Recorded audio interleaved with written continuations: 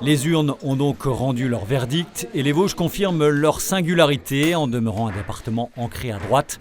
Les 4 députés élus ou réélus ce dimanche soir font partie de cette famille politique bien malmenée lors de la séquence électorale qui s'achève, alors que les faits majeurs du scrutin à l'échelle nationale, forte poussée du Rassemblement national qui envoie 89 parlementaires au Palais Bourbon et émergence d'une union de la gauche puissante n'ont pas été convertis sur notre territoire. Des analyses à tempérer comme d'habitude par une abstention une nouvelle fois très forte, certes un peu moins qu'ailleurs dans les Vosges, même si moins d'un électeur sur 2 s'est rendu aux urnes ce dimanche, 46,68% de participation très exactement. Ces quelques éléments posés à l'issue de ce deuxième tour qui confirment une reparlementarisation de la vie politique française.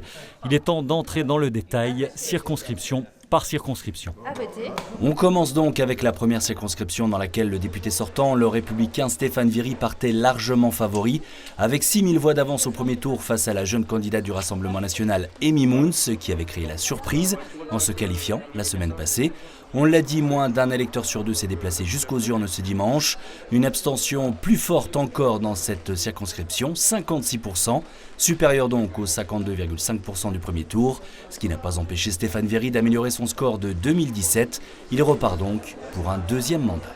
C'est pour moi la donnée la plus importante. Je fais 5000 voix de plus qu'au deuxième tour de 2017, ce qui signifie que j'ai réussi à convaincre une partie des Vosgiens et des Vosgiennes que j'étais un député de terrain, que j'étais un député actif et que j'étais là, qu'il était plutôt utile de me confier la charge de les représenter.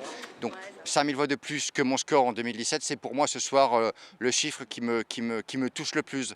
Mais je mesure la responsabilité qui va derrière, hein. C'est pas un chèque en blanc qui m'est fait ce soir, c'est le commencement de quelque chose. Je suis franchement très contente du score que j'ai fait, même si on s'en doutait un peu parce qu'il y avait quand même quasiment 6000 voix à rattraper, ce qui était pas impossible, mais quand même quelque chose d'assez dur.